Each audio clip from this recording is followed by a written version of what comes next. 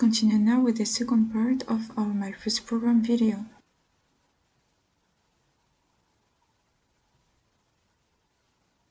You can see that there are many things on the interface that appear on the screen. But no worries. I'll explain everything in detail. On the right, we have a list of files and a program CS file. CS means C#. When we create a new project, it automatically creates a CS file and adds a default code that I'll explain later on. You can see that we have a solution, and as I said earlier, the difference between a solution and a project is that the solution is a sort of box with several projects inside. Here, there is a solution called Project CS, and inside, there is a project also called Project CS. You can right-click on the solution and add a new project if you want to create a game on iOS and Android, for example. But now, this is not necessary since we will just be developing with this first project. Then, in this first program CS file, you can see that we have a dependency tab here, Frameworks and Microsoft.NET Core App, that shows what our programs depend on in order to function correctly. So we rely on this code library that will allow us to do some things, and in this case to call the console write line a function.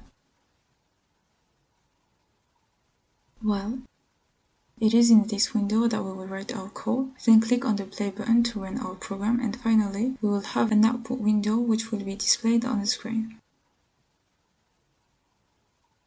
You can see that if I click on the play button, Hello World is displayed.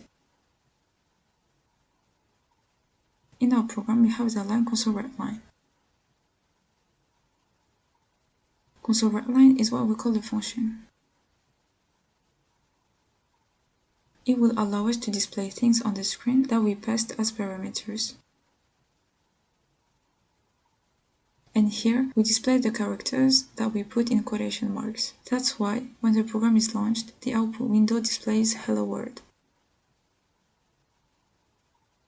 However, you can see that I have additional things. Here, it indicates exit off, and there it shows all the way towards project.cs.x, which is the program that we just built by pressing on the button play. An executable told me that Hello World is the output of this program, which is the result of the program.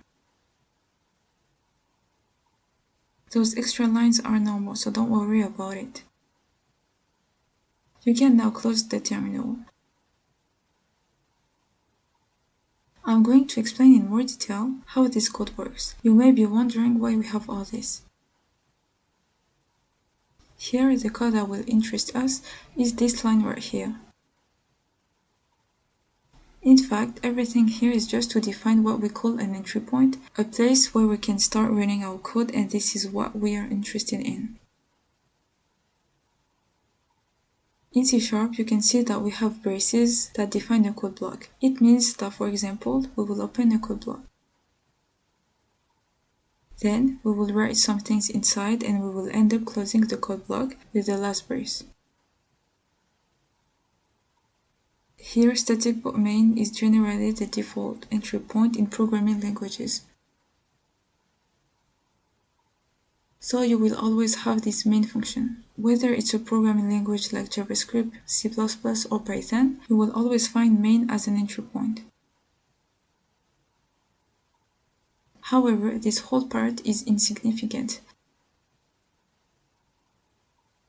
Here, what is important is the code that we will type between these braces. That's where we will write our program by starting to modify it and playing with the console write line function.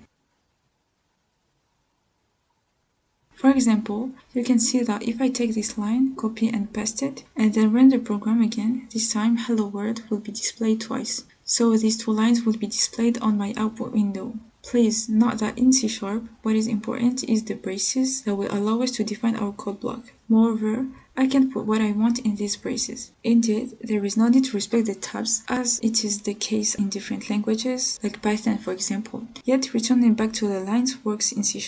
My program will run and we will have the same result. I can even put the two lines one after the other because this line is called a statement and in C# there is a semicolon at the end of the statement. Thus, the program is aware that this is a statement to execute and another one has to be executed as well.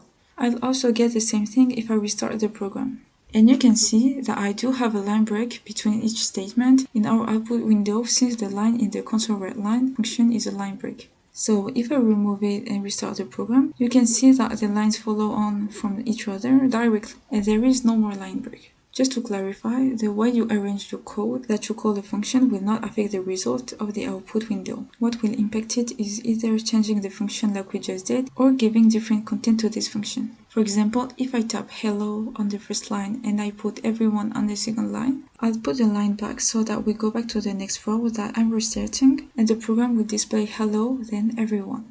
You can see that this only works for readability reasons, so we need to structure the code line by line. And we also use tabs for the code to be easier to read. When you have to work in a company or do a group project, your code has to be easy to read for the other developers, otherwise it will be troublesome. But remember, it doesn't have any impact. However, if I now type a code that is not valid, what will happen? For example, let's say that I forgot to put a semicolon. Code is very accurate, so you will see that you have to be meticulous when writing it. To continue, you can see that if I forget to put a semicolon and then run the program, it won't work. I don't have an output window, I don't have a result, and I have an error. You can see an error that indicates to me semicolon expected. Don't panic when you have an error. You should always look at where the problem is coming from. Moreover, this block here is very important because it informs us on which line the error is located. Each time you have errors, this is where they will be displayed, and here you can see that the error is located on line 9 exactly. You can click on the error and it will automatically go to the line where the error is. So it shows me that there is a semicolon that's expected on line 9. It will be the same for all mistakes that you could make. For example, let's say I forgot to put a brace. Here I am making a mistake on purpose and it indicates that from line 7 there is a problem.